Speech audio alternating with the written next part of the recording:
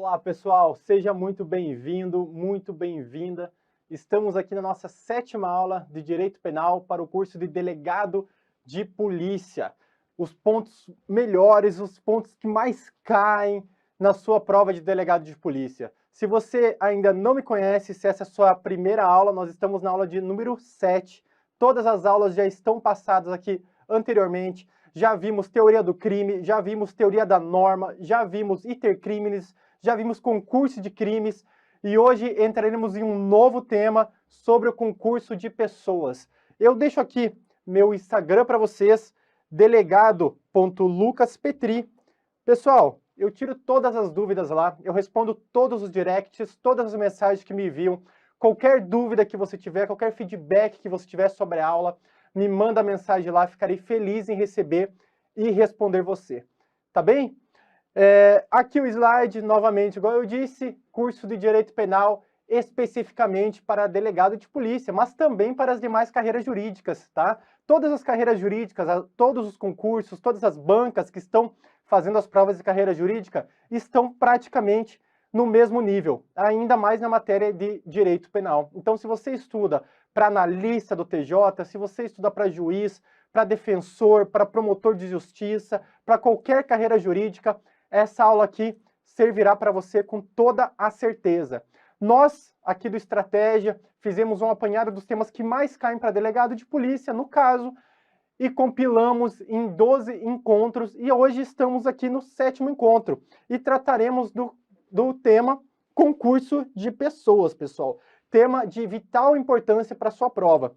Para nós começarmos esse tema, eu vou colocar aqui uma classificação. E essa classificação vocês têm que saber. Nós não teremos uma aula específica sobre classificações de delitos. Por quê? Porque são muitas mesmo classificações. Mas aqui nós temos uma no que tange ao concurso de pessoas. Pessoal, primeiramente, o crime monossubjetivo. É o mais comum, é também chamado de concurso eventual, é aquele que pode ser praticado por um só agente. No entanto, também pode ser praticado por mais agentes. E aí sim que nós deveremos falar em concurso de pessoas ou concurso de agentes, certo? Temos também o crime plurissubjetivo ou de concurso necessário. Para esse crime, é necessário mais de um agente. Então, aqui são necessários 2, 3, 4 agentes. Por exemplo, nós temos o artigo 288 do Código Penal, certo? Que é o crime de associação criminosa. Também temos outros delitos, tá? Temos os crimes de associação para o tráfico, temos os crimes de organização criminosa. São delitos que nós não aplicamos aqui as regras de concurso de agente. Por quê? Porque eles são delitos autônomos. Cada um vai responder ali pelo tipo penal, certo? E eu queria trazer uma nova classificação com vocês, que é os crimes acidentalmente coletivos, ou também chamados de eventualmente coletivos ou eventualmente plurissubjetivos. São aqueles que eles podem sim ser praticados por uma única pessoa. No entanto, caso eles sejam praticados por mais de uma pessoa, isso acaba qualificando o delito. Por exemplo, é o crime de furto, no artigo 155 do Código Penal. Pessoal, vou puxar aqui para mim. O crime de furto, ele pode ser cometido por uma só pessoa, certo? Inclusive, ele é colocado aqui no monossubjetivo, perfeito? No entanto, se ele for praticado por mais de uma pessoa, ele acaba virando furto qualificado. Tá bem? Então, caso tenha uma agravante, uma majorante, uma qualificadora aí no delito, ele acaba se tornando mais grave e por isso essa classificação, certo? Essa classificação aqui é menos utilizada em provas, no entanto, eu quis trazer para vocês. Vai que um examinador pergunta para você em uma prova oral ou vai que aparece na sua prova objetiva e você não tem ideia do que é, e é um conceito super fácil, né? Então, passado essa parte aqui, já queria novamente comentar com vocês que apenas no monossubjetivo que nós aplicamos aqui o concurso de pessoas e também no acidentalmente coletivos, tá? Mas em regra são só essas duas classificações, essas duas primeiras, e é somente nela aí que a gente se aplica. Agora sim, vamos iniciar aqui o concurso de pessoas em si. Primeiramente, o conceito de concurso de pessoas? É a colaboração entre duas ou mais pessoas para a realização de um crime ou de uma contravenção penal. Aqui tranquilo, certo? São duas ou mais pessoas agindo ali para cometer um ilícito penal.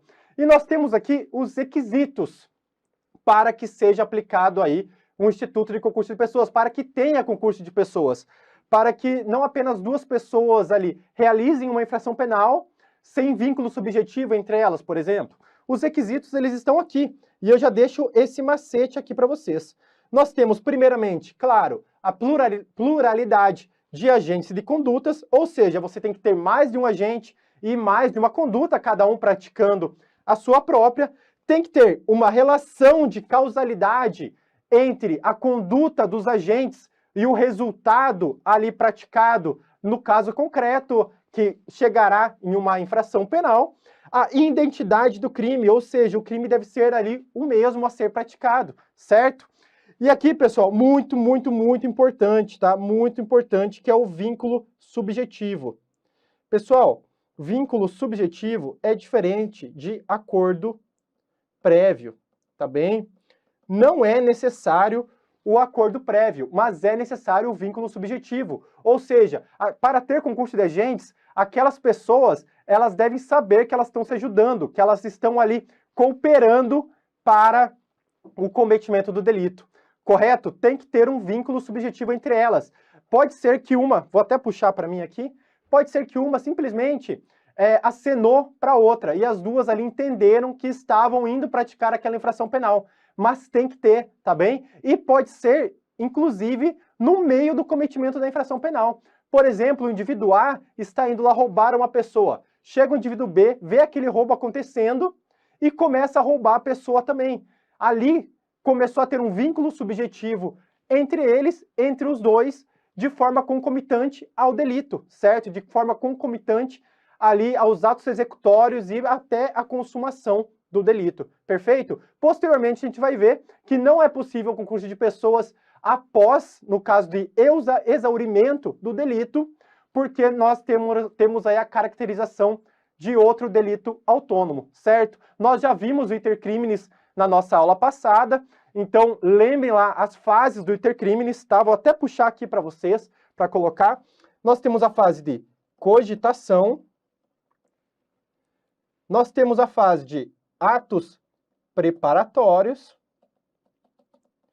nós temos a fase de atos executórios, a fase da consumação e o exaurimento, certo? O exaurimento eu até deixo um asterisco aqui, porque, em regra, ele não está presente no intercrimes, ele não está ali no caminho do crime, certo? No chamado caminho do crime. E quando ocorre o concurso de pessoas? Ele pode ocorrer aqui na fase preparatória, na executória e também na consumação do delito, certo? Na fase de cogitação não, né, pessoal? Porque essa é uma fase interna do agente. Tudo bem? E também nós temos aqui a existência de fato punível, ou seja, o fato deve ser punido perante ao direito penal, deve ser um fato típico e ilícito, certo? Esse requisito aqui não está em muitos autores, tá? Já deixo um asterisco aqui para vocês, um asterisco duplo, porque muitos autores não citam esse requisito, no entanto, é um requisito que aí é cobrado nas provas. Perfeito, pessoal? Então aqui, esse slide importantíssimo, você tem que saber o conceito de concurso de pessoas e os requisitos aí necessários para o concurso de pessoas. Caso não tenha qualquer um desses requisitos, caso não tenha, por exemplo, o vínculo subjetivo entre os autores do delito, não está caracterizado o concurso de pessoas e nós devemos ver caso a caso por qual crime aquele agente específico individualmente responderá. Perfeito, pessoal? Vamos lá, então? Vamos seguir? E aqui nós temos as teorias. Aqui já começamos as teorias. Vocês sabem que a parte geral do direito penal, nós temos muitas teorias. Na teoria do crime nós já vimos diversas teorias, no concurso de crimes e agora também aqui no concurso de pessoas, que inclusive é um dos temas que mais aparecem teorias na prova para concurso público. Primeiramente, eu quero essa resposta de vocês. Todos devem responder pela mesma infração penal? Aí depende a teoria adotada. Nós temos a teoria monista, em que todos devem responder pela mesma infração penal. Vou colocar o slide aqui para vocês. Todos devem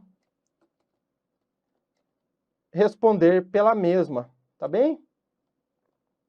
Pela mesma infração penal.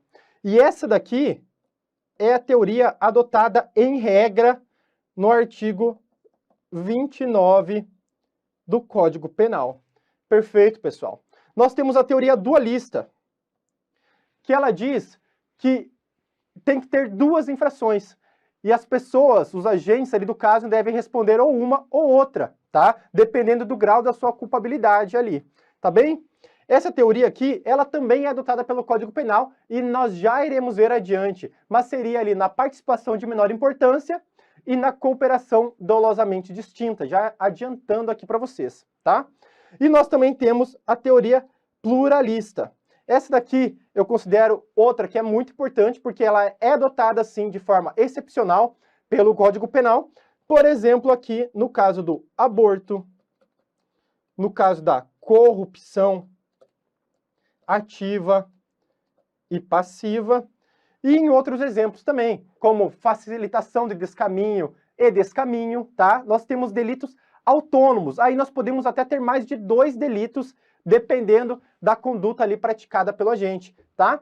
Pessoal, passado aqui, vamos ver agora a teoria uma a uma. Eu trouxe aqui para vocês os slides completos, porque eu sei, eu até vejo que vocês me pedem muito no Instagram, os slides com os materiais. Nessa aula aqui já está na descrição da aula o material, então acessa ali, pega esse material, e eu trouxe um material bem completo para vocês conseguirem também fazer essa revisão via slide, tá? Eu quero que aqui comigo vocês entendam a aula, eu quero que vocês façam as suas anotações, mas depois eu quero que vocês revisem as aulas, seja pelo slides que eu estou passando aqui para vocês, ou também pelas suas anotações, o que seria melhor ainda, tá? Eu prefiro ainda que você revise pelas suas anotações, mas não esqueça de revisar esses temas, de fazer questões sobre esses temas, de estudar via flashcard por esses temas, que isso é essencial para a sua aprovação, certo?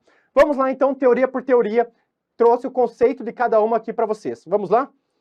Primeiramente, a teoria monista ou unitária, em que todos os concorrentes, independentemente da distinção entre partícipes, autores ou coautores, praticam condutas concorrendo para a prática de um único crime, que foi o que eu acabei de falar para vocês, correto? De modo que responderão por esse crime na medida de sua culpabilidade. Em regra, foi essa teoria adotada pelo Código Penal, isso é de vital importância para a sua prova, e eu gostaria de trazer para vocês muita atenção aqui no finalzinho, tá? Na medida de sua culpabilidade. Qual culpabilidade é essa, pessoal? Trata-se da culpabilidade... culpabilidade material, que é aquela culpabilidade avaliada pelo juiz no caso concreto. Então, o juiz, no caso concreto, ele vai avaliar qual dos agentes teve uma conduta mais culpável na esfera da culpabilidade material e aquele agente vai responder por uma pena maior ou menor. Por exemplo, temos um roubo em uma residência e teve o agente A, que deu um tiro na cabeça ali da pessoa que estava na residência com uma arma de fogo. Já a outra pessoa nem armada estava, certo? Mas ela sabia que o agente A estava armado, ou seja, sabia aí da possibilidade desse delito e já foi pronta, inclusive, para machucar outras pessoas. No entanto, foi o agente A e não o B aqui, por exemplo, que deu um tiro fatal. Então, o agente A deverá responder aí com uma pena maior, certo? Vamos seguir, então, para a teoria dualista. A teoria dualista, ela faz uma diferenciação, estabelecendo que há um delito para os executores e outro delito para os partícipes. Igual eu disse para vocês, aqui há 2 delitos, certo? Excepcionalmente se adota a teoria dualista no participação de menor importância e da cooperação dolosamente distinta. Pessoal, são os artigos previstos ali no artigo 29, parágrafo 1º e 2º do Código Penal, tá? Eu não irei aprofundar aqui com vocês, porque nós iremos abordar ao final da nossa aula essas 2 teorias, e eu vou explicar certinho para vocês, e até lá, em menos de 1h20, vocês já vão saber o que é coautoria, o que é a participação, como se dá a participação, as teorias que distinguem autor de partícipe. Então, tudo isso nós iremos utilizar no final da aula para eu explicar para vocês esses dois institutos, correto? Então, vamos lá agora para a teoria pluralista, tá? Teoria pluralista, que também é chamada de teoria da cumplicidade, delito distinto ou autonomia da concorrência. Seja sincero comigo, você sabia esses nomes? Que olha, nomes complicados e que podem aparecer na sua prova. Vamos lá? Cada agente do crime comete um delito diferente, em que cada agente possui um elemento e conduta específicos. Excepcionalmente adota essa teoria em algumas infrações penais. E eu cito aqui para vocês, novamente, o caso do aborto, em que o médico que realizou o aborto pode ter uma pena, a mãe pode ter outra pena, o marido que concordou com o aborto pode ter outra pena, em outro crime, inclusive. Nós temos o caso de corrupção ativa, que é realizada ali pelo particular, e a corrupção passiva, realizada pelo agente público, certo? E nós temos também aqui o caso do descaminho, por exemplo, que nós temos ali a facilitação do descaminho e o descaminho, certo, pessoal? Então aqui são alguns exemplos da adoção da teoria pluralista, em que cada autor ou partícipe pode responder ali por um tipo penal autônomo diferenciado com a sua própria pena, tá?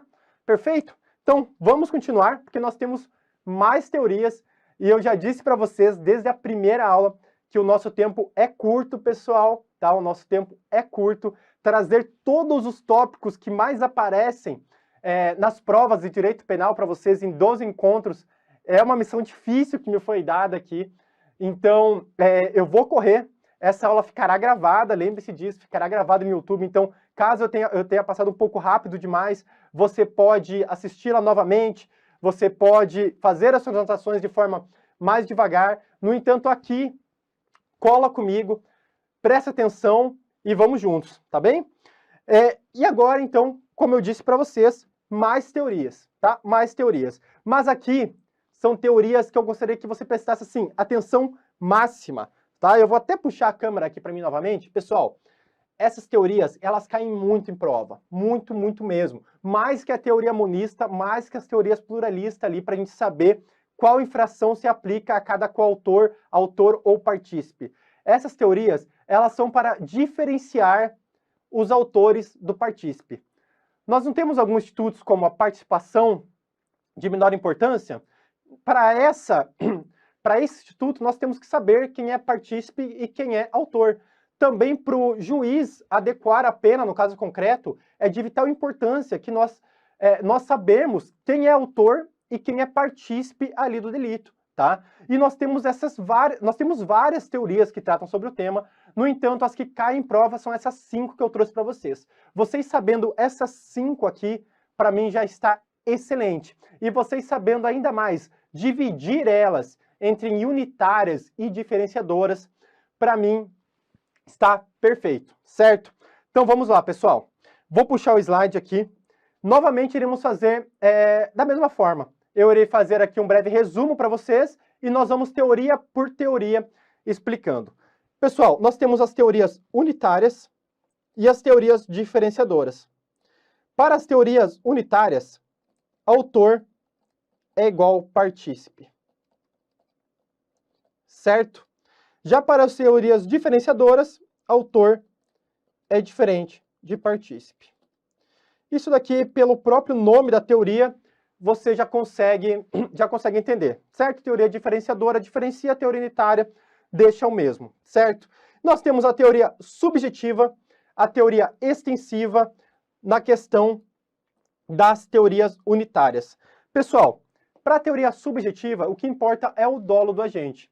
Tanto o autor quanto o partícipe, eles tinham o dolo de praticar determinada infração penal. E por isso, não há que ter diferença entre eles. Tranquilo, né? Por isso que ela se chama teoria subjetiva. Já a teoria extensiva, apesar de autor e partícipe serem iguais, nós temos diferentes graus, ou seja, de quanto aquela pessoa ela é eficaz naquela empreitada criminosa, de quão grave é o seu ato dentro daquela empreitada, certo? Já temos aqui as teorias diferenciadoras. tá? As teorias diferenciadoras, nós temos a objetivo formal, e aqui você tem que pensar no núcleo do tipo penal. No núcleo do tipo penal. Certo? Pessoal, o que é o núcleo do tipo penal? Por exemplo, o crime de homicídio. Lá no artigo 121 do Código Penal, nós temos o crime matar alguém. O núcleo do tipo penal é o verbo principal, é o elemento principal ali do tipo penal, que seria o qual? O matar, certo? Então você mata alguma pessoa. Aquela pessoa que praticou o verbo vai ser autor, segundo a teoria objetivo formal. Perfeito? Já as demais serão partícipe. Vocês podem notar que é uma teoria bastante limitadora, mas é uma teoria um pouco justa, correta? Eu acredito que seja a teoria mais justa aqui das que estamos estudando, a não ser a teoria do domínio do fato ali, que é uma teoria nova, e que nós já vamos chegar lá. Pessoal, nós temos a teoria objetivo material, que aqui, além do núcleo do tipo penal, soma-se aos atos anteriores praticados, tá? Então, aquele agente que, além do núcleo do tipo penal, ele praticou atos anteriores, por exemplo, um coautor que praticou atos anteriores, ele segurou a pessoa para o outro matar, por exemplo, também é coautor aqui do delito. E nós temos a teoria do domínio do fato, e essa é uma especial atenção de vocês que eu peço, que autor é aquele que controla finalisticamente o resultado. Certo? Ou seja, aqui para a teoria do domínio do fato, autor é aquele que detém o poder, que detém o domínio do fato. Ele que escolhe se aquele ato será executado ou não. E nós temos diversas espécies de autores perante a teoria do domínio do fato, e nós já iremos estudar. Mas aqui eu gostaria que vocês entendessem isso, tá? Que está aqui no slide para vocês. Por quê? Porque isso daqui você pode fazer na sua prova. Quando cair uma questão de teoria de concurso de pessoas, relação entre autor e partícipe, você pode fazer esse esquema aqui na sua prova. E apenas com esse esquema, você pode matar aí muitas questões, certo? Agora sim, eu quero estudar com vocês de forma mais aprofundada cada uma dessas teorias. Vamos lá, então? Primeiramente, teorias unitárias. Nós temos as teorias subjetiva, igual eu disse para vocês, que ela não faz a diferenciação entre autor e partícipe, e é subjetiva por quê? Vocês sempre pensem em dolo ou culpa quando vocês lerem a palavra subjetiva, certo? É subjetiva porque ela vê o dolo do agente. Já que o dolo é igual do autor e do partícipe, não há diferenciação. Nós temos a teoria extensiva, que também não distingue o autor do partícipe, mas permite estabelecer graus de autoria. Logo, todos são autores, mas a depender do grau de culpabilidade, haverá punições diferentes para cada um deles, muito parecida com a teoria ali adotada no artigo 29 do Código Penal, certo? Mas o nosso Código Penal, ele diferencia sim autor de partícipe, ok? Por isso que essas teorias aqui, elas não são adotadas pelo nosso Código Penal. Vamos lá então para as teorias diferenciadoras? Pessoal, primeiramente, você tem que saber que as teorias diferenciadoras são as que fazem distinção entre autor e partícipe, correto? Essas teorias, elas se dividem lá na teoria objetivo formal. Sempre pensem no núcleo do tipo penal. Sempre, sempre, sempre. Por quê? Para a teoria objetivo formal, deixa eu jogar o slide aqui. Para essa teoria, autor é quem pratica o núcleo do tipo penal. Igual eu disse para vocês ali. Núcleo do tipo penal do artigo 121. Matar alguém. Certo? Vamos lá, artigo 155. Subtrair coisa alheia móvel.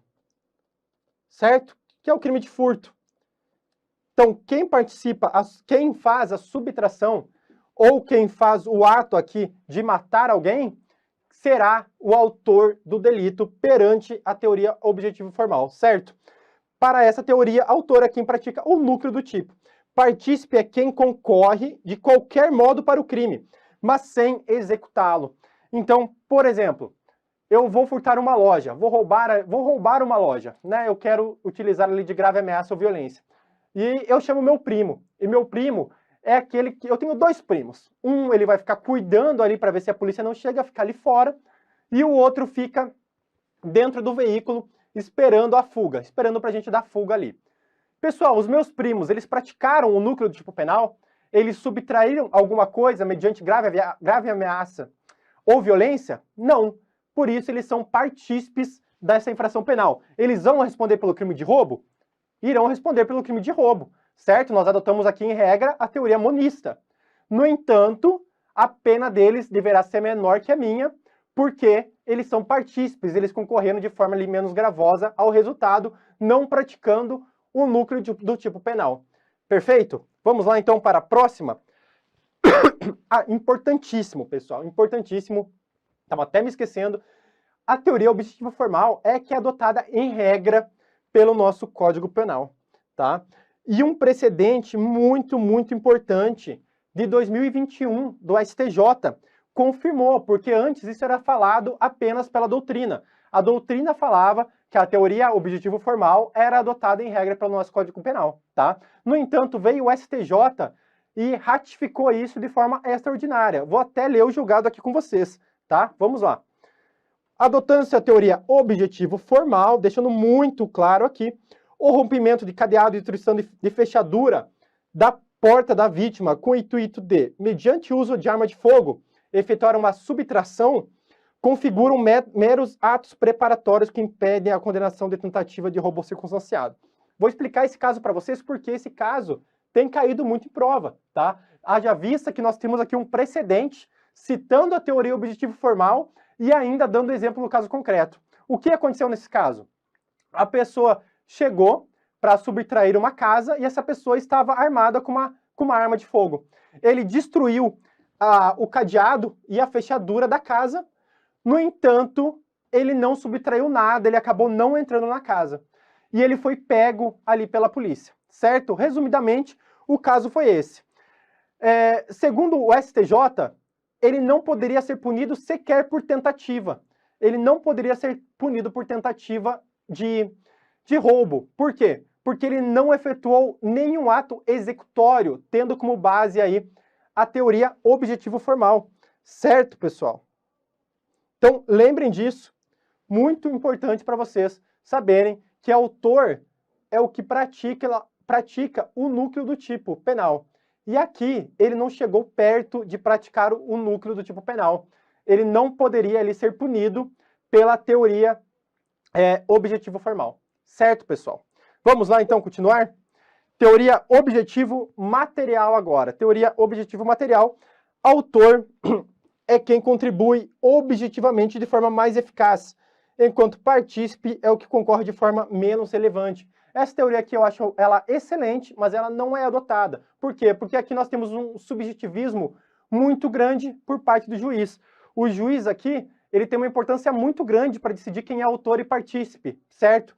O juiz que vai decidir no caso concreto quem teve ali um comportamento mais relevante para a prática daquela infração penal, tá? E por fim, nós temos a tão aclamada teoria do domínio do fato. Ela foi criada ali por Wetzel, vocês lembram desse cara aqui? Lá do finalismo penal, em 1930. Ele é o criador do finalismo penal. Lembram aqui, vou até puxar para mim, lembra que eu falei para vocês, lá na aula de teoria da conduta, nossa aula de número 2, que está gravada no YouTube, inclusive, nossa aula de número 2, que as teorias da conduta, teorias causalista, neocantista, finalista, as teleológica, as funcionalistas, né, entre elas a teleológica e a sistêmica, seriam de vital importância em todo o estudo do direito penal para nós. E aqui nós temos mais um exemplo. Se você entendeu bem a teoria da conduta lá do finalismo, você vai entender a teoria do domínio do fato. Por quê? Porque aqui para o Wetzel, o autor do delito é quem controla finalisticamente o resultado. Lembra na teoria da conduta do finalismo? O que é conduta lá para o finalismo penal? É o comportamento humano voluntário dirigido a algum fim penalmente relevante, certo? A conduta, ela está ligada a uma finalidade. E aqui, novamente, nós temos a conduta, só que aqui do autor, ligada a uma finalidade. O autor é que ele controla de forma final o resultado. Por isso que essa teoria aqui tem bases do finalismo. E eu trago mais para vocês, tá? Vocês vão ver em prova, em questões aí que vocês fazem nas bancas de questões, essa teoria também sendo atribuída ao nosso mestre Klaus Roxin, certo? Por quê? Porque Roxin pegou essa teoria e começou a estudá-la novamente. Então nós temos aqui o Roxin no funcionalismo teleológico, nós temos o Roxin na teoria da imputação objetiva e nós temos aqui o Roxin na teoria do domínio do fato, uma teoria no que tange ao concurso de pessoas, correto? E essa teoria é de vital importância para a sua prova. E quando ela cai, ela não cai tão aprofundada, de forma que você tem que acertar as questões. Você só sabendo o que é autor e partícipe e as formas que se dá a autoria para essa teoria, você já vai gabaritar essas questões. Vamos lá então novamente para o slide? Igual eu disse para vocês, autor é quem controla finalisticamente o resultado e partícipe é aquele que, embora colabore para o alcance do resultado, ele não tem o domínio sobre a ação. Correto, pessoal? Ele não possui o domínio sobre essa ação. E vamos lá para os tipos de autor para a teoria do domínio do fato? São basicamente 3 tipos. Nós temos o autor propriamente dito, nós temos o autor intelectual e nós temos o autor mediato. Vou puxar aqui para explicar para vocês cada um deles. O autor propriamente dito é aquele autor que ele tem controle total do resultado, certo? Ele chega, ele quer furtar alguma coisa, ele tem consciência e vontade de furtar alguma coisa, ele realiza o furto, correto? Não tem nenhuma pessoa por detrás dele, não tem ninguém mandando nele, ele quer efetuar aquela conduta, aquela ação, quer dirigir a vontade dele para aquele fim, ele vai e realiza. Pronto, por isso que é chamado aqui de autor propriamente dito. Nós temos também o autor intelectual, que é o mentor do crime. Vocês lembram daquela série da Casa de Papel? É o exemplo, né, que é o mais utilizado pelos professores de direito penal aqui. Nós não tínhamos o chamado professor, que era aquela pessoa que ela planejou toda a empreitada criminosa, ela estava por trás de todo mundo. Então, esse aqui é o chamado mentor do crime. Enquanto aqueles que estavam lá do banco, se você não viu essa série, é aquela série que tem, ela tem uma pessoa atrás que planejou todo o delito de um assalto ao banco, certo? Ela contratou algumas pessoas específicas para aquele assalto, e essas pessoas que foram lá e efetuaram o roubo daquele banco, eles também são autores perante a teoria do domínio do fato, mas eles são autores propriamente ditos. Por quê? Porque eles estavam ali efetuando o núcleo, eles também tinham controle do resultado. No entanto, o mentor do crime, apesar de ele não ter realizado ali o tipo penal, ele que planejou toda a empreitada criminosa, ele que estava por trás daquela infração penal. Correto, pessoal? E nós temos também o autor mediato. Esse sim é bem importante, ele é um pouco mais difícil. Por quê? Porque o autor mediato é aquele que está por trás, certo? Só que ele não é igual o mentor do crime, tá? Ele não planejou a empreitada criminosa e está utilizando pessoas que sabem o que estão fazendo ali para aquele delito.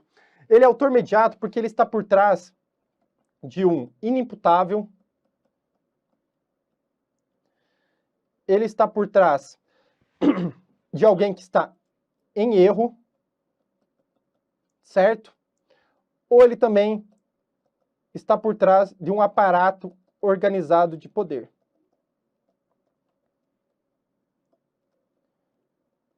Aqui, no caso, dessas duas aqui, são pessoas sem dolo ou culpa. Ou seja, são pessoas que não sabem o que estão fazendo.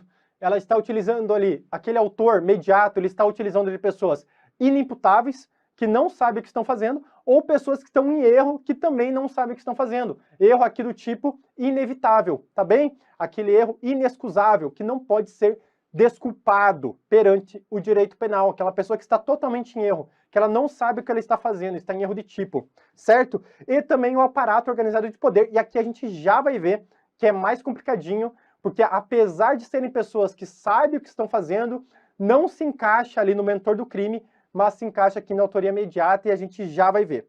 Certo, pessoal? Então você tem que saber que esses três são autores perante a teoria do domínio do fato. E, professor, essa teoria, ela se aplica a crimes dolosos, culposos, aos dois, apenas um? Pessoal, muito importante, porque aparece em prova. A teoria do domínio do fato, ela não se aplica a crimes culposos, tá bem? Ela não se aplica a crimes culposos. E por quê? Porque nos crimes culposos, o resultado é involuntário. Pessoal, vocês lembram lá comigo, nos elementos do crime culposo, que nós tivemos, se eu não me engano, na nossa aula de número 2 ainda, aquela aula de teorias da conduta, em seguida nós estudamos crimes culposos? Vocês lembram que um dos elementos dos crimes culposos é realmente que o resultado seja involuntário? Apesar da conduta ela ser voluntária, o resultado é involuntário. Então, como o autor vai controlar o resultado se o resultado é involuntário? Entendem que não há como nós conjugarmos a teoria do domínio do fato com os crimes culposos? Por isso, lá na Alemanha, onde eles adotam a teoria do domínio do fato, eles utilizam a teoria unitária extensiva para os crimes culposos, tá? Eles não utilizam a teoria do domínio do fato, que é uma teoria diferenciadora. Isso é muito importante para vocês saberem, que a teoria do domínio do fato, ela se aplica tão somente aos delitos dolosos, em que a pessoa tenha vontade e consciência de praticar aquele delito, certo? E são nessas três espécies aqui: autor propriamente dito, autor intelectual ou o mentor do crime e o autor mediato. Perfeito, pessoal? Vamos lá, então, trabalhar agora a autoria uma por uma, tá?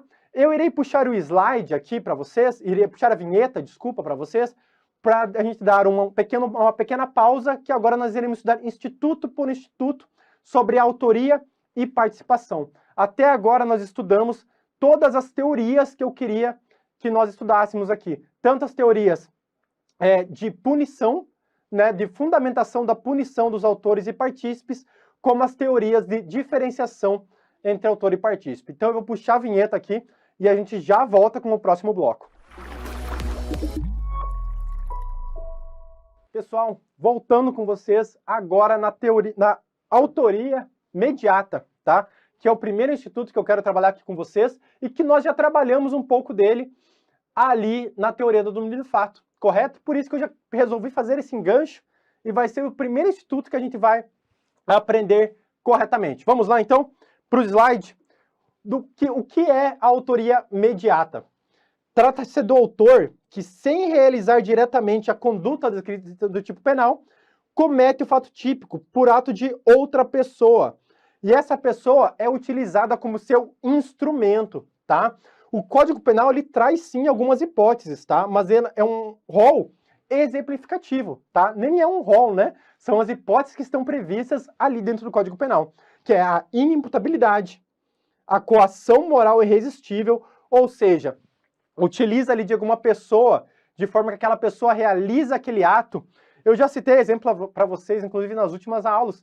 Por exemplo, alguém pega o gerente do banco e a família dele e aponta uma arma para a família dele e ele tem que tirar, ele tem que passar a senha, por exemplo, do cofre do banco para essas pessoas, certo? Ele estava ali sob uma coação moral irresistível. Por quê? Porque a família dele poderia ser morta se ele não passasse essa senha, tá? Nós temos ali também a obediência hierárquica, tá? Pessoal, nós já vimos esses institutos aqui na nossa aula sobre culpabilidade, tá? Então, se você tiver alguma dúvida sobre esses institutos aqui, corre lá na aula de culpabilidade e dá uma olhada que nós trabalhamos tanto esses institutos como as partes de erro, que são as outras hipóteses que eu trago aqui para vocês, que é erro de tipo excusável, provocado por terceiro, ou erro de proibição excusável, provocado por terceiro, tá bem? Então, tanto o erro de tipo como o erro de proibição, o agente ali, o autor mediato, ele pode fazer uso dessas pessoas para cometer o delito, certo? É aquele agente que está por trás, utilizando uma pessoa sem dolo ou culpa, ou ainda com dolo e culpa, certo? No caso de coação moral irresistível aqui. o gerente do banco, ele tem o dolo de praticar a conduta, de passar a senha para os sequestradores, ou, por exemplo, de ir lá pegar o dinheiro dentro do cofre para os sequestradores. No entanto, é excluída a conduta dele aí por uma inexigibilidade de conduta diversa, certo? Já os sequestradores, eles vão responder pelo roubo que seja, por exemplo, no banco, em virtude da autoria imediata. Vamos lá, então? Agora, para quando se aplica a teoria imediata e quando não se aplica. Pessoal, vou puxar o slide aqui e agora a gente vai fazer umas anotações, tá? A autoria imediata, ela é praticada nos crimes, ela é possível nos crimes culposos? Não, pessoal. Ela não cabe aqui nos crimes culposos. Por quê? Porque nos crimes culposos nós temos um resultado involuntário. E na autoria imediata, o autor ele está buscando um resultado voluntário, mesmo sendo por outra pessoa. Ele sabe muito bem o que ele quer, tanto que ele usa outra pessoa como instrumento. Logo, não é cabível aqui nos crimes culposos. E nos crimes próprios? Pessoal, os crimes próprios são aqueles crimes que requerem uma qualidade especial do agente, certo? Por exemplo, funcionário público lá no crime de peculato. O funcionário público, quando ele furta algo ali no exercício das suas funções, ele pratica o crime do artigo 312 do Código Penal. É possível, por exemplo, que eu induza o funcionário público a cometer aquele delito? Sim, é possível. Mas eu só vou responder pelo peculato caso eu também seja servidor público, tá? Então, é possível que caiba autoria imediata nos crimes próprios? Sim, desde que o autor imediato, aquele que está por trás do funcionário público, ali no caso, ou da pessoa que vai efetivamente ali praticar o delito, também tenha essa qualidade, tá? E nos crimes de mão própria? Pessoal, crimes de mão própria, ele vai ainda mais, ele vai além. Não é necessária uma qualidade, é necessária que seja aquela pessoa específica, tá? Então, é necessária apenas aquela pessoa pode realizar o delito. Nos crimes de mão própria, é incabível. É incabível a autoria imediata, tá? Por quê? Porque apenas aquela pessoa pode praticar aquela infração penal. Mas, professor, então se nos crimes próprios eu não for funcionário público e eu usar um funcionário público para cometer um peculato, ou em algum crime de mão própria, como por exemplo, o crime de falso testemunho, tem um júri, por exemplo, muito importante ocorrendo, eu vou lá, pego a testemunha, aponto uma arma na cabeça dela e falo, olha, você vai falar isso lá no seu testemunho, senão eu vou matar sua família, por exemplo. Tudo bem que aqui nós teremos um caso de coação moral irresistível, né? Mas o autor imediato ele deve responder pelo fato, tá? No entanto, ele não vai responder como autor imediato. Ele vai responder aqui autoria por determinação. Esse é o nome correto, tá? Autoria por determinação. Por quê? Nós não podemos deixar essas pessoas impunes, certo? Seja aquele que não é funcionário público e utiliza ali de funcionário público para cometer um delito, seja esse que não é aquela pessoa necessária para ser um crime de mão própria, mas utiliza dessa pessoa para cometer o delito.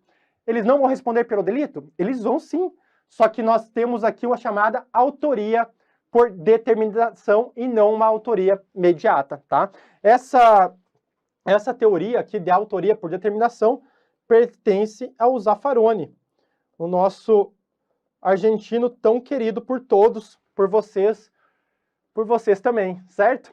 E pessoal, por fim, a autoria de escritório, que era a autoria aqui que eu mais queria falar com vocês, tá? Vocês têm que saber quando se aplica, porque muitas vezes cai em prova se aplica a autoria imediata, se aplica a coautoria, se aplica a participação, que isso a gente ainda vai ver, em quais crimes se aplica, em qual crime não se aplica. Aqui com vocês, eu tentei trazer de forma da gente entender por que se aplica nos crimes culposos, por que não se aplica por que não se aplica nos crimes culposos, por que não se aplica nos crimes de mão própria, certo? E nós temos aqui a chamada autoria de escritório. E o que seria a autoria de escritório? Pessoal, aqui você tem que pensar em algo muito maior mesmo. Você tem que pensar, assim, em uma organização criminosa enorme, tá? Seja pública ou seja privada. Eu vou citar aqui um exemplo de privada, não gosto muito de falar da pública, né? Inclusive pelos casos que nós tivemos aí nos últimos anos, seja Lava Jato ou outro caso, ou Mensalão, por exemplo. Mas vamos citar numa privada, né? Uma grande organização criminosa, em que nós temos aquela pessoa lá em cima, aquela pessoa que ela não coloca a mão na massa, tá? Ela não vai efetivamente matar alguém, né? Ela não faz isso.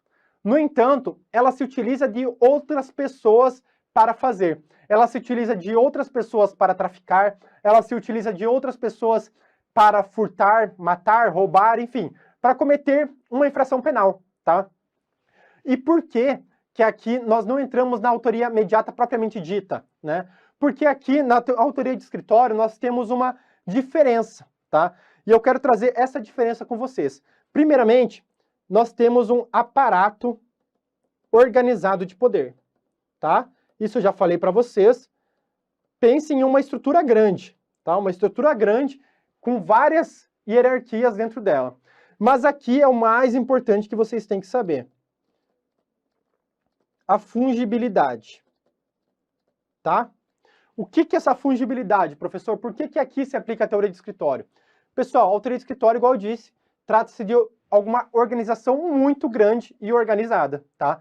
Essa organização muito grande e muito organizada, ela tem muitos executores. E para mim, que estou lá em cima, tanto faz qual executor vai fazer aquilo, tá? É indiferente para mim. Então, se um morrer, eu coloco outro. Eu mando a ordem, certo? Eu mando uma ordem específica para alguém cometer algum delito. No entanto, indiferente para mim qual seja o executor. Ou seja, os executores, eles são fungíveis. Então, aqui nós temos uma aplicabilidade específica da autoria imediata. Não deixa de ser uma autoria imediata, mas é algo mais específico em virtude dessas duas características, tá? E isso daqui cai em prova, principalmente com essas duas características que eu citei para você.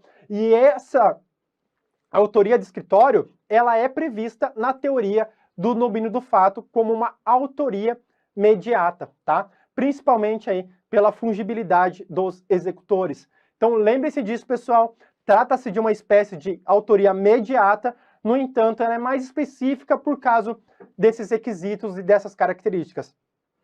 Certo? Acabamos aqui a autoria mediata nesses dois slides, vimos bastante coisa. Agora vamos passar para o Instituto da Coautoria. E o que é o Instituto da Coautoria? É a existência de dois ou mais autores na prática da conduta principal do tipo penal. Certo? São aqueles dois autores que praticam ali o núcleo do tipo penal. Por exemplo, em um roubo, certo? Em um roubo com duas pessoas. Enquanto uma pessoa subtrai, a outra ali utiliza da grave ameaça ou da violência. Aqui também nós temos uma diferenciação apenas doutrinária, vou falar para vocês, não aparece tanto em prova, que nós temos a coautoria parcial e a coautoria total. A coautoria parcial, cada um pratica um ato diferente, que foi a coautoria que eu citei aqui para vocês agora. Vão furtar um banco, enquanto um está subtraindo, o outro está efetuando ali uma grave ameaça ou a violência. Já na coautoria total, todos executam todos os atos. Então, eu estou ali, ao mesmo tempo que eu estou subtraindo, eu estou exercendo violência ou grave ameaça, e o meu coautor também, certo? E, novamente, aqui, nós temos quando é aplicado a coautoria, tá? E eu trouxe aqui para vocês. Nos crimes próprios, se admite coautoria, ainda que o coautor não ostente a qualidade especial, certo? Então, por exemplo, o indivíduo A é funcionário público e o indivíduo B não é funcionário público.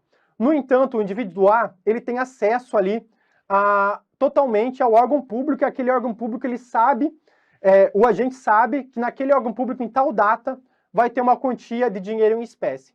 E ele vai lá, abre a porta, ajuda a carregar, então ele comete ali o peculato, certo? Aquele terceiro, que não é servidor público, ele também vai responder pelo crime de peculato, apesar de ele não ser servidor público, tá? Aqui nós temos uma diferença entre a autoria imediata e a coautoria. Por quê? Porque na coautoria, nós não precisamos que o terceiro tenha também a qualidade especial. Basta que um tenha a qualidade especial, certo? Vamos continuar aqui, então. Crimes de mão própria. Igual eu disse para vocês, são aqueles crimes que só podem ser realizados por aquela pessoa. Por isso que não admite coautoria, certo? Não é admitida a coautoria nos crimes de mão própria. Mas temos uma exceção, que é o crime de falsa perícia, haja vista tendo mais de um perito ali para confeccionar o laudo. Por exemplo, um juiz pede ali um processo judicial para que 2 peritos confeccionem um laudo. Eles mandam mensagem um para o outro e falsificam aquele laudo, fazem um laudo inverídico. Pessoal, os 2 vão responder pelo crime de falsa perícia em coautoria. Outro exemplo aqui pode ser citado no crime de falso testemunho. 2 testemunhas conversam entre si que vão mentir ali sobre determinado testemunho, sobre determinado fato. As 2 vão lá, mentem perante o juiz. As 2 deverão responder pelo crime de falso testemunho em coautoria. Perfeito? Então, em regra, não admite, no entanto, nesses casos aqui, a gente admite a coautoria, tá bem? E você tem que saber, tá? Nos crimes culposos, pessoal, nos crimes culposos, a gente admite a coautoria. No entanto, aqui eu já quero adiantar um pouco da matéria para vocês, tá? Admite coautoria, mas não admite participação. E eu vou explicar para vocês. Já vou deixar aqui. Admite coautoria e não admite participação, tá? Então, vamos lá. Por que admite coautoria? Vamos supor que dois pedreiros estão lá em cima de uma obra carregando um objeto de ferro, né? Um objeto metálico ali. E eles estão perto do cantinho ali da obra, vamos dizer lá no 15º andar, no terraço, então na cobertura ali do prédio, eles estão indo ali no parapeito da obra com um objeto metálico. E os 2, por imprudência, eles acabam deixando cair aquele objeto, né? Eles não queriam que aquele objeto caísse, mas eles acabam deixando cair e acertam uma pessoa lá embaixo. Essa pessoa vem a óbito, essa pessoa morre. Os 2 deverão responder por homicídio culposo em coautoria, tá bem? Os 2 deverão aí responder. Mesma coisa em um acidente de trânsito. 2 pessoas embriagadas estão ali andando de carro, as 2 devem responder por homicídio culposo ou doloso, dependendo do caso, só que em coautoria. Já a participação, pessoal, tá? A participação aqui, ela não é admitida. E por quê? Novamente eu falo para vocês que é por causa do resultado involuntário. Se a participação, a gente vai estudar aqui à frente, ela pode se dar de algumas formas. Ela pode se dar via moral ou material. Já estou adiantando um pouquinho aqui para vocês, tá? Moral é você induz aquela pessoa a fazer aquele delito.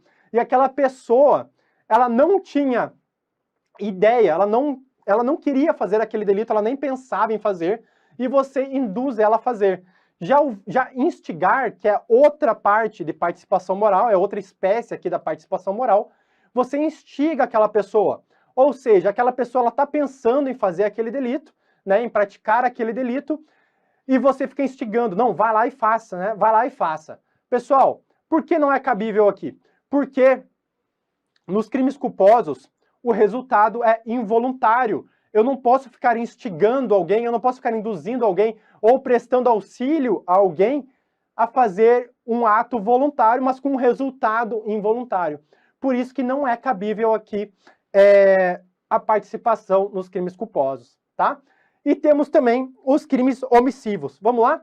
Crimes omissivos, nós temos a divisão entre crimes omissivos próprios e impróprios. Já estudamos isso, tá? Crimes próprios são aqueles que já estão previstos no próprio tipo penal a omissão. Crimes impróprios são aqueles que decorrem daquela cláusula do artigo 13º, parágrafo 2º do Código Penal, certo? Se não lembra disso, dá uma olhadinha lá. É cabível coautoria nos crimes próprios? Em regra, não. A doutrina majoritária entende dessa forma, tá? É cabível participação? Sim. E eu já irei dar exemplo para vocês, tá? Pessoal, o nosso crime próprio, omissivo próprio, por excelência, é o crime de omissão de socorro, certo? Então eu estou lá, eu vejo ali um acidente, uma pessoa desamparada, e eu não presto o auxílio necessário. E tem outra pessoa ali perto de mim, que ela também não presta aquele auxílio, né? E vamos dizer que tenha vínculo subjetivo entre nós, né? Que os dois ali pensaram em não prestar aquele auxílio. Pessoal, cada uma deve responder de forma autônoma pelo delito. Não há concurso de pessoas entre essas duas pessoas, tá? Por isso que não há coautoria. Essa é a regra e é o que deve ser levado para vocês pela prova.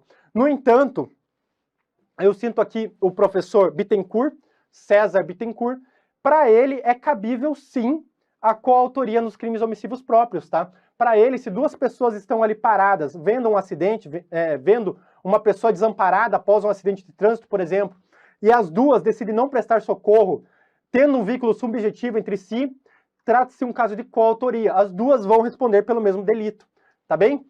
No entanto, levem para a prova que, em regra, não cabe. Já a participação. Vamos supor que uma pessoa estava passando ali pela rua e vê uma pessoa após um acidente, né? O agente A estava passando pela rua, vê um acidente de trânsito e uma pessoa ali está quase morrendo. E ele não faz nada, certo? No entanto, quando ele está pensando ali em fazer, liga o amigo dele para ele. Olha, estamos aqui no churrasco, venha logo. Daí você fala, né? O agente fala ali, não, mas eu tô aqui num acidente, tenho que ligar para a polícia, tenho que ligar para a ambulância. E esse amigo fala, não, que isso, vem logo para cá, deixa essa pessoa aí, deixa ela morrer, vem logo para cá.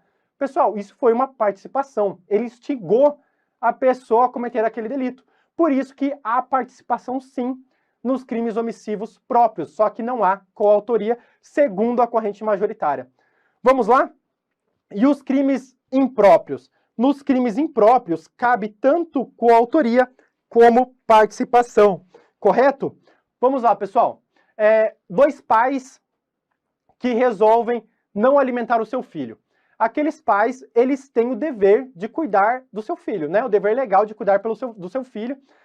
E tem previsão lá também que eles respondem pelo crime comissivo por omissão, segundo o artigo 13º, parágrafo 2º do Código Penal. E esses pais, eles resolvem não alimentar aquele filho e aquele filho ele morre por inanição. Aqueles pais, eles tinham um vínculo subjetivo entre si de não alimentar aquele filho. Logo, eles vão responder por homicídio em coautoria. Perfeito? Mesma coisa que ocorre a participação. Se uma outra pessoa induz ou instiga aquele pai a não alimentar o filho dele, certo? E o pai, ouvindo essa pessoa, realmente não alimenta. Aquela pessoa irá responder por participação, apesar de não ter o dever legal de cuidar daquela criança, tá? Esse terceiro, por exemplo, é um vizinho que não tem o dever legal de cuidar daquela criança. Ainda assim, ele vai responder por homicídio, só que na forma de participação, ou seja, a pena dele será menor, certo? Então lembre dessa diferença. Omissivos próprios, cabe participação. Omissivos impróprios, cabe coautoria e participação, tá? Muito importante isso daqui para vocês. Lembrem disso, pessoal. Tirem print dessa tela, coloque o post-it na sua parede, faça um esquema de em quais crimes cabem coautoria, em quais crimes cabem participação. Vamos lá, então, para alguns institutos dentro da coautoria. Nós temos aqui dois institutos que eu queria falar com vocês. A coautoria sucessiva e o chamado executor de reserva. Pessoal, a coautoria sucessiva é aquela em que a autoria, a infração penal, ela começa a ser praticada apenas por um agente, tá? Ela começa com uma autoria exclusiva.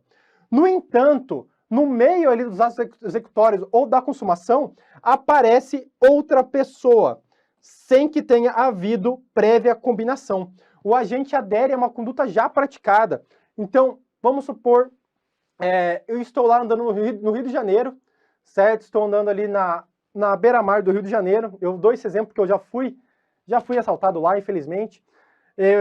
E uma pessoa chega e tenta me roubar, certo? Ela começa a puxar ali meu relógio.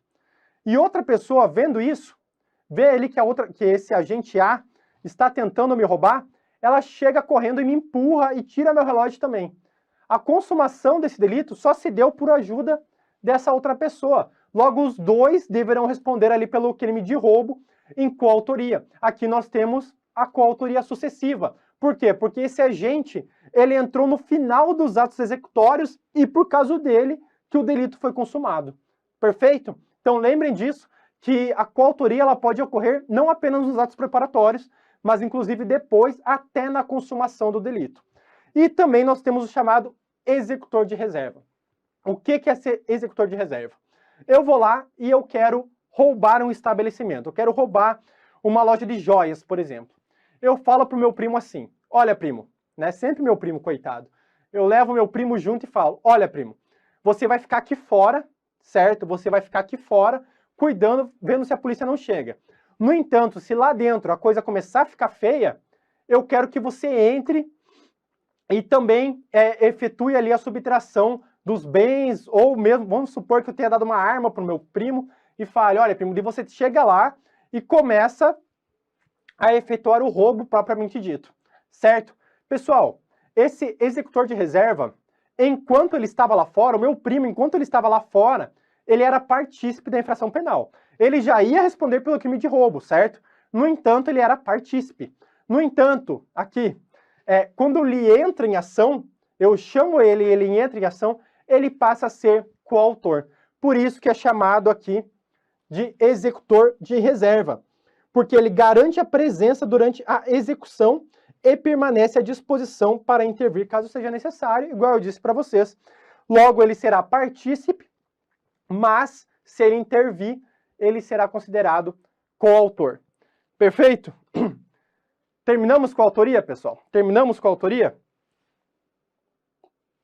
Olha quanto assunto importante que nós estamos falando hoje, tá? Quanto assunto importante. Tentando resumir aqui para vocês concurso de pessoas em 1h30 de aula, vai ser difícil, viu? Mas a gente vai terminar. Prometo para vocês que a gente vai terminar. Vamos agora para a autoria colateral, um dos institutos mais importantes que vocês têm que saber, porque desse instituto desmembram-se outros 2 institutos. Primeira coisa que você tem que saber de autoria colateral, que a autoria colateral não é um caso de concurso de pessoas. E professor, por que nós estamos estudando aqui em concurso de pessoas? Porque pode ser que a banca traga para vocês que é um concurso de pessoas, tá? Mas não é um concurso de pessoas, por quê? Porque não há vínculo subjetivo entre os agentes. Mesmo tendo participação de mais um agente, até fazendo ali, praticando o núcleo do tipo penal, acaba não sendo coautoria, por causa do vínculo subjetivo. Não há vínculo subjetivo. Vamos lá para o slide? Também pode ser chamado de coautoria imprópria, ou autoria parelha, quando 2 ou mais agentes praticam atos de execução de um mesmo crime, cada um desconhecendo a atuação do outro. Então, vamos lá. Explicando para vocês aqui. Eu estou saindo aqui do estúdio do Estratégia na data de hoje e tem 2 pessoas querendo me matar. E cada um está numa esquina. Aqui no Estratégia, eu estou no meio da quadra, né? Eu saio aqui na rua e tem um em cada esquina. Um está lá atrás de uma lata de lixo e o outro está em cima da árvore. Eles não se conhecem, nem sabem que o outro está ali. No entanto, está cada um deles com uma arma. Um está ali com uma pistola e o outro está ali com um fuzil, certo? Quando eu saio ali do Estratégia, os 2 atiram. Os 2 atiram e eu venho a óbito. Perfeito? Aí chega lá no hospital e verifica-se que o tiro de fuzil que me matou. E não foi o tiro da pistola. O tiro de fuzil acertou ele diretamente na minha cabeça, mas o tiro de pistola também me acertou. Pessoal, nesse caso, não há concurso de pessoas. Por quê? Porque não há vínculo subjetivo entre os agentes. Aqui, cada um vai responder por um delito autônomo. No caso, a pessoa que efetivamente me matou, que cometeu o suicídio, ela irá responder por homicídio consumado. Já o outro que estava com a pistola e que me deu um tiro, e pode ter me acertado ou não, mas vamos supor que me acertou na região do tórax, só que não foi fatal aquele tiro, ele responderá por tentativa de homicídio. Perfeito? E aqui temos uma situação, a primeira situação que eu queria trazer para vocês, que trata-se da autoria incerta. Pessoal, a autoria incerta é uma espécie aqui de autoria colateral. No entanto, ela não é tão simples. Por quê? Porque as 2 pessoas praticam atos de execução do mesmo crime. cada um desconhecendo a vontade da outra, mas não é possível identificar quem produziu o resultado, tá? E aqui tem vou dar dois exemplos muito bons e que aparecem em prova. Vamos supor esse exemplo, primeiramente, que eu estava saindo de estratégia. No entanto, os dois atiradores estavam com o mesmo fuzil, mesma munição, de forma que não seria possível, não é possível saber quem efetivamente me matou, certo? Nós não temos como saber ali quem me matou. Então, nós temos a mesma situação, né? Os dois com fuzil, um me deu um tiro na cabeça e outro no tórax. O tiro da cabeça me matou, só que não tem como saber quem deu o tiro na cabeça. Pessoal, nesse caso, tendo em vista o princípio indúbio pro réu, os dois devem responder por tentativa de homicídio. Mas, professor, você morreu. Você morreu. E aí, ninguém vai responder pelo seu homicídio consumado? Não, pessoal. Nesse caso, os dois irão responder por tentativa de homicídio, tá? Nós temos aí que pegar a melhor opção para o réu, certo? E nós temos aqui uma outra situação que fica mais peculiar ainda. Vamos supor que o agente A, né, o João, vamos colocar nomes aqui. O João, toda manhã, ele toma café com a sua esposa e em seguida ele vai para a casa da amante, né? Ele fala que vai para o trabalho mais cedo, no entanto, ele vai para a casa da amante. Toda manhã esse é o rito dele. No entanto, no mesmo dia, a amante e a esposa descobrem que são traídas, né? Porque a amante não sabia da esposa, a esposa não sabia do amante. E o João vai lá e toma café com a esposa, e a esposa coloca veneno no café dele. Esse exemplo, inclusive, é dado por Kleber Masson, tá? Na doutrina dele. E vou continuar aqui para vocês. E ele vai na casa da amante, e a amante coloca também veneno ali na bebida dele, certo? Aí João vem a óbito, por causa do envenenamento. Vamos supor que João chega ali no hospital e descobre-se que João tinha no sangue dele veneno de rato e farinha de trigo. Pessoal, farinha de trigo pode matar alguém? Não. O veneno de rato que efetivamente causou a morte de João. As duas estão falando que foram elas que mataram. No entanto, uma cometeu o crime impossível. Uma colocou farinha de trigo. Uma achou que estava colocando veneno de rato, mas estava ali em erro de tipo e colocou farinha de trigo. Então cometeu um crime impossível. Ela não poderia matar João pela absoluta ineficácia do meio utilizado, correto? E nesse caso, pessoal, como faz? João morreu. Nós temos um homicídio. Alguma delas matou João. No entanto, em virtude do princípio indúbio pro réu, como uma cometeu o crime impossível, as duas deverão aí responder por crime impossível, ou seja, nenhuma será condenada, tendo em vista o instituto aí do crime impossível. Tá bem? Então, coitado do João, ele foi morto, mas mas ninguém responderá pelo crime dele. Coitado, né? Estava traindo as duas ali, mas ainda assim, ninguém responderá pelo crime de homicídio de João. Vamos lá? Para o próximo instituto. Pessoal, vocês não podem confundir. Aqui não é caso de coautoria, aqui não é caso, aqui sai fora do tema, tá? Aqui a gente sai fora do tema totalmente quando a gente fala de autoria desconhecida. Pessoal, vocês não podem confundir autoria incerta e desconhecida. E eu trouxe aqui nesse slide porque as bancas elas costumam trocar. E você não pode confundir esses institutos na sua prova. A autoria desconhecida, eu não tenho ideia de quem seja o autor daquele delito, tá? Normalmente aqui nós temos o arquivamento do inquérito policial. Aqui não há indícios de quem causou aquele delito, certo?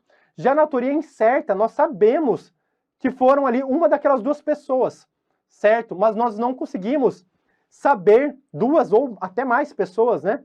Mas nós não conseguimos saber corretamente quem praticou o delito, tá? A autoria desconhecida, nós não temos ideia, nós não temos indícios de quem seja o autor daquele delito. A autoria incerta, nós sabemos que pode ser aquela pessoa ou aquela outra. No entanto, nós não sabemos efetivamente ali quem cometeu. Isso era tudo que eu queria falar aqui com vocês de autoria colateral, instituto que despenca em prova, tá? Despenca em prova. Então, muito cuidado aqui. E vamos passar agora para a participação. O que é a participação? É uma espécie de concurso de pessoas em que o sujeito concorre para o crime, mas ele não executa e não tem o controle final do fato. Ele pratica uma conduta acessória à principal, tá? Ela tem natureza acessória, pois ela depende ali da existência de um autor. E ela pode se dar via moral, induzimento ou instigação. Aqui é criado no ator, tá? A ideia, e aqui é reforçada, tá? Aqui a ideia é reforçada, ou seja, já tinha a ideia anteriormente. Ou também pode se dar de via material, via auxílio. Por exemplo, uma entrega de uma arma de fogo, tá? Aqui realmente é um auxílio. Eu empresto minha arma de fogo ali para uma pessoa ir lá e matar a outra, tá bem?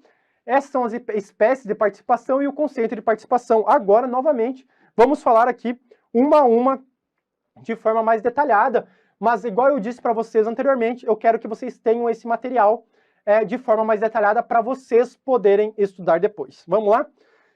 Já disse para vocês, participação moral é aquela que se limita a ideias, ou seja, está no plano subjetivo. Indução faz surgir na mente de alguém uma vontade criminosa que até não existia.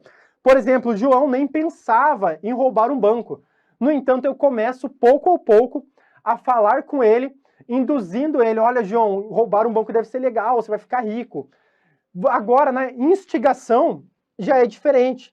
Por quê? Porque há um reforço, já há uma vontade criminosa no agente. Então, o João já pensava em roubar um banco.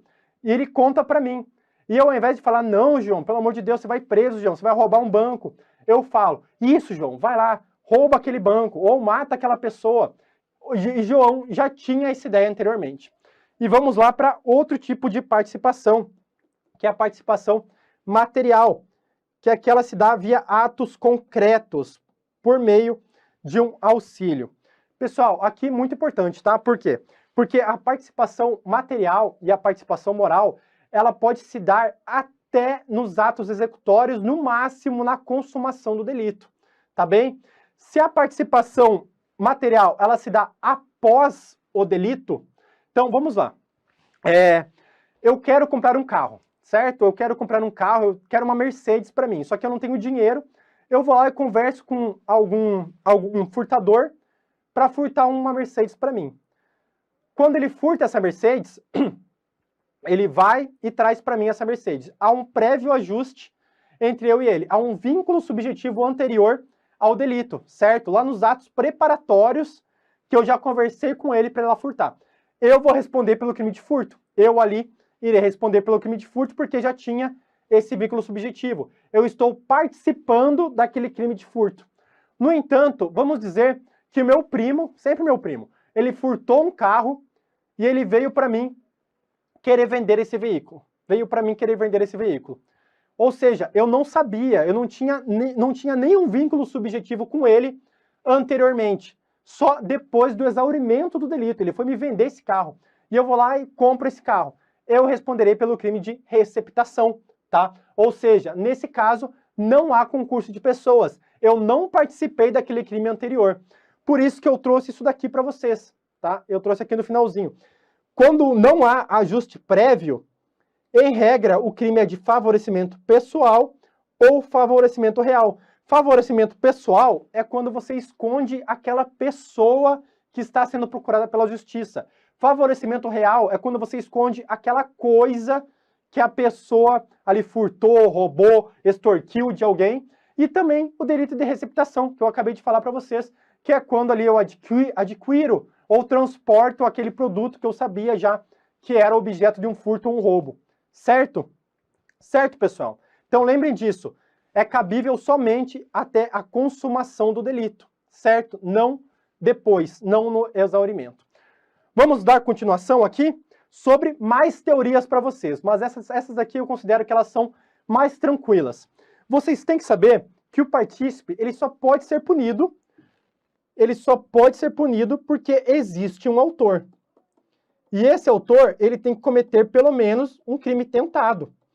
Então vamos supor que eu tô lá querendo roubar um banco, eu levo meu primo para ficar ali fora do banco, eu entro no banco, certo? Mas eu penso, não vou fazer nada, não vou roubar, certo? E eu sou pego ali. Por exemplo, eu sou pego ali porque o segurança achava que eu ia roubar.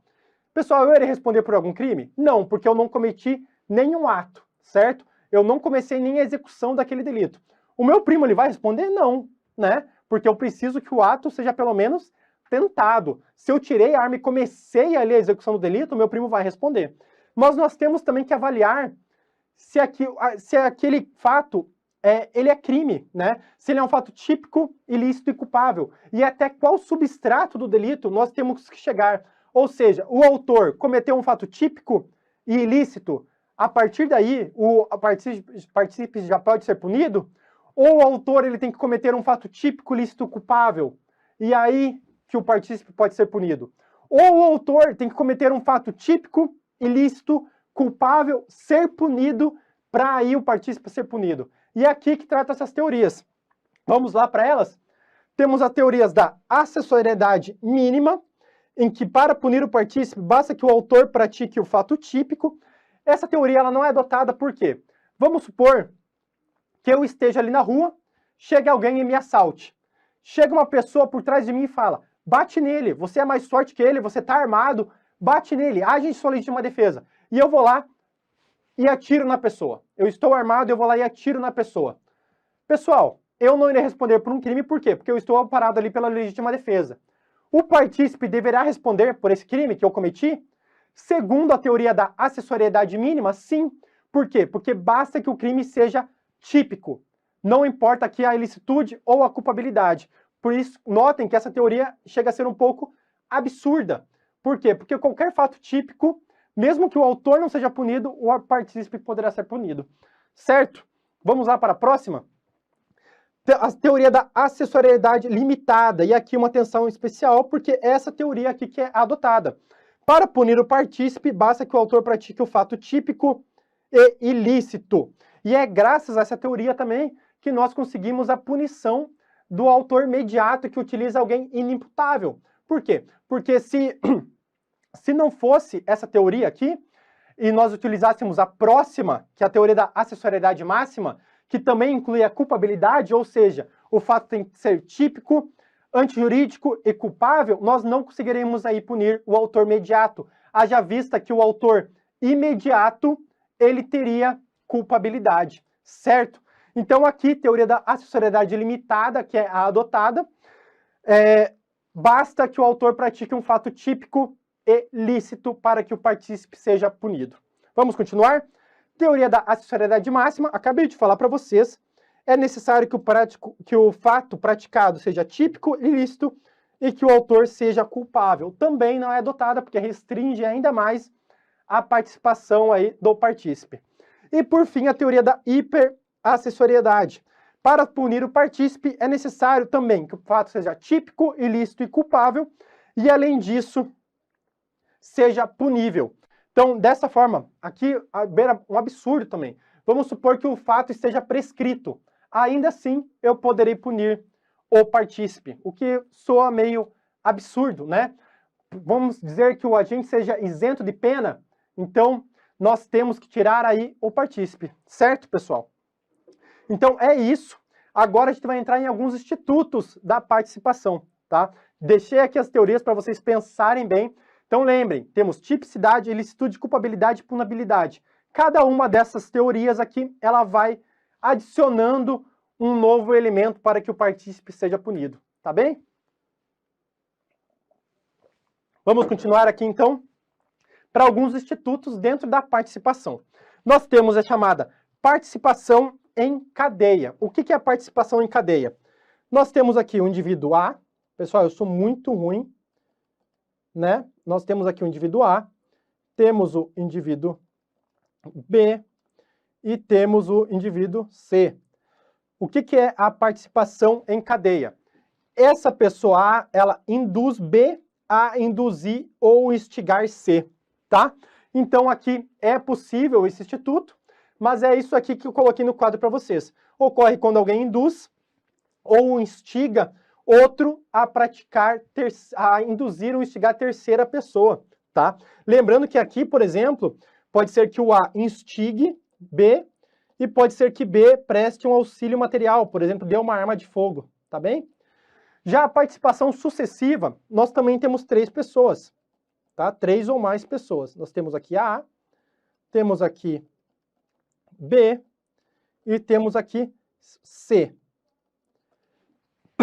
Certo? Aqui, pessoal, é diferente. Por quê? Porque A induz B e C induz ou auxilia B. Os dois não sabem um do outro, mas os dois estão ali concorrendo ao delito, na forma de partícipe. Vamos supor aqui que o A induz B a roubar um banco e o C presta um auxílio, dá uma arma de fogo ali para o B. Tá bem? E, por fim, nós temos a participação negativa, também chamada muito importante, despenca em prova, conivência. O que é conivência, candidato? Conivência trata-se da omissão de quem não tem o dever de agir para evitar o resultado. Na conivência, não há participação, tá? Então, o que seria isso? Se existisse a conivência, o que seria?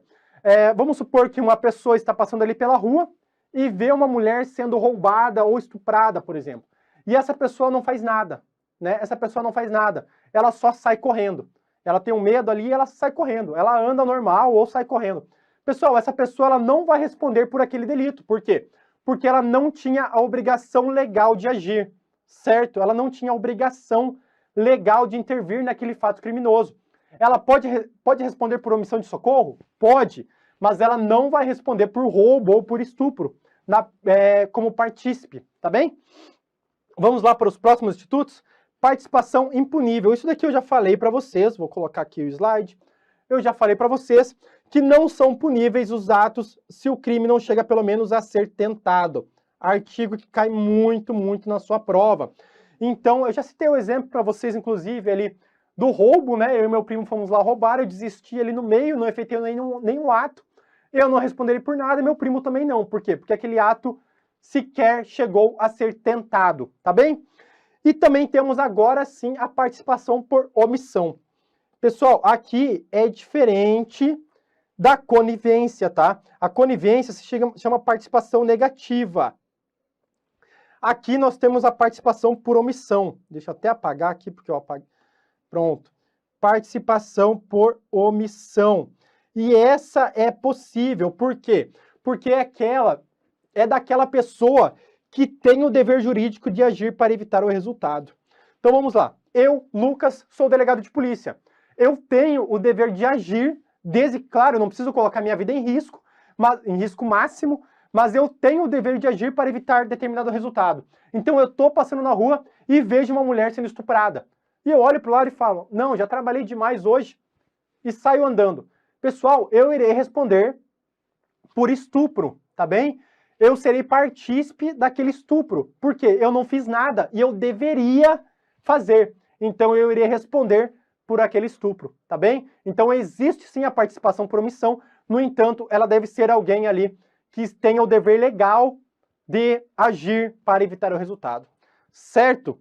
E agora vamos para os últimos institutos da aula, tá? Essa aula aqui já está passando do tempo, mas vamos lá para os últimos institutos.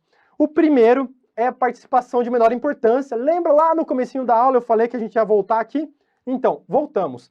Participação de menor importância adota a teoria dualista.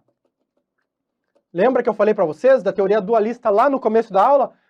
Deixa eu ver se vocês estão sabendo, se vocês prestaram atenção lá no começo da aula. Nós falamos sobre tanta coisa aqui no curso de pessoas, né? Nós temos a teoria monista, dualista e pluralista. Aqui adota-se a teoria dualista. Por quê? Porque trata-se da participação de leve ou de reduzida eficácia causal. Ou seja, o agente até concorre para o resultado, mas em menor grau, tá? Em menor grau. É também chamada de participação mínima. E a redução da pena, aqui importante, só existe participação de menor importância, não existe coautoria de menor importância. E é tão bom, né, nós lermos a palavra nunca aqui no direito penal, mas saiba, a redução de pena ela nunca se aplica à coautoria. Geralmente nós temos exceção para alguma coisa, aqui não, pessoal. Participação de menor importância nunca se aplica em coautoria. O Código Penal é muito claro ao falar que se a participação for de menor importância, a pena poderá ser diminuída de 1/6 a 1/3. Então, por exemplo, aquela pessoa que só ficou cuidando ali para o roubo acontecer, mas não teve nenhuma participação muito grande naquele roubo, ela poderá aí ter a sua pena reduzida. Lembrando, mais uma coisa importante desse slide aqui, que apesar da palavra pode, o juiz deve, trata-se de um direito subjetivo da pessoa. Então, provado que aquele partícipe teve menor importância no resultado delituoso, o magistrado, ele deve aplicar um instituto, ele deve diminuir a pena. O juiz pode o quê, então? Ele pode escolher se será 1/6 a 1/3, tá? Mas ele deve aplicar um instituto. Perfeito? Lembrem disso, então. Não é uma faculdade do juiz, é um dever do juiz. E é aplicado somente nos casos de participação. Vamos para o próximo? A cooperação dolosamente distinta. Vou puxar aqui o artigo para vocês. Se algum dos concorrentes quis participar de crime menos grave, ser-lhe aplicada a pena deste. Essa pena será aumentada até metade na hipótese de ter sido previsível o resultado mais grave. Vamos lá, pessoal. Explicar para vocês aqui.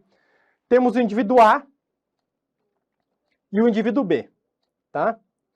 Ambos vão cometer um delito com o indivíduo C, certo? E o indivíduo C, ele é perigoso, tá? O indivíduo C, ele é perigoso, ele já tem antecedentes criminais por roubo, por estupro, e ele tem uma arma de fogo, certo? No entanto, aqui os dois indivíduos foram praticar um roubo com o indivíduo C, só que em momentos distintos. Agora vamos supor que o indivíduo A não sabia desse histórico de C.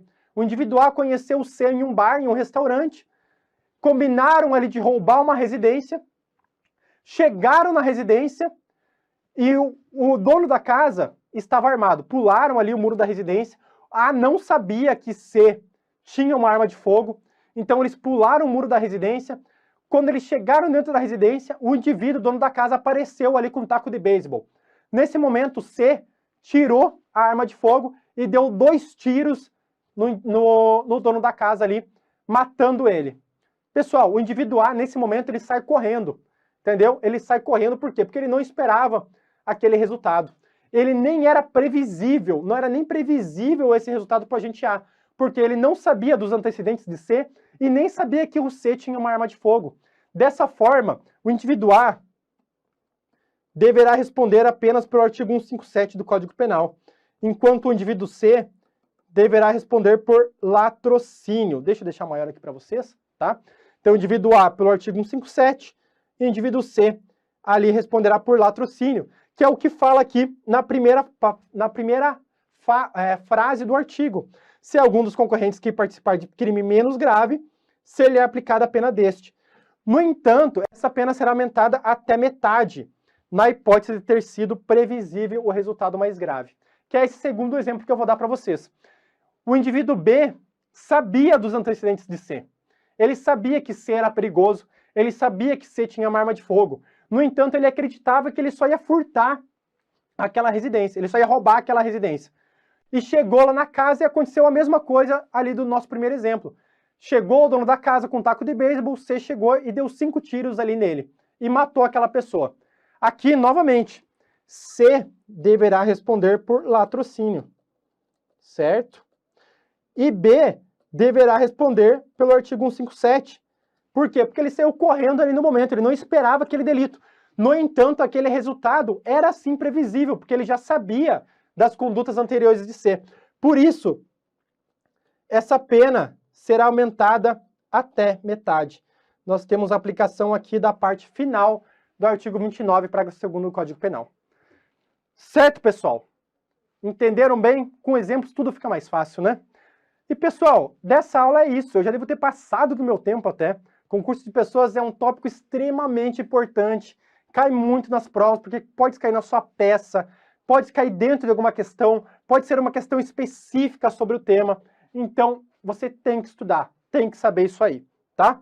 Deixo aqui novamente meu Instagram, @delegado.lucaspetri. Qualquer dúvida que você ficou nessa aula, uma aula densa, extensa, qualquer dúvida que você ficou nessa aula, me manda mensagem lá. Fico super à disposição de vocês, tá bom? É uma honra dar aula aqui para vocês no Estratégia. Eu espero realmente estar ajudando vocês aí a chegarem mais próximo do objetivo, tá certo? Então, meu muito obrigado e nós nos veremos aí na próxima aula, na aula de número 8, certo, pessoal? Então, até breve, aguardo vocês na próxima aula.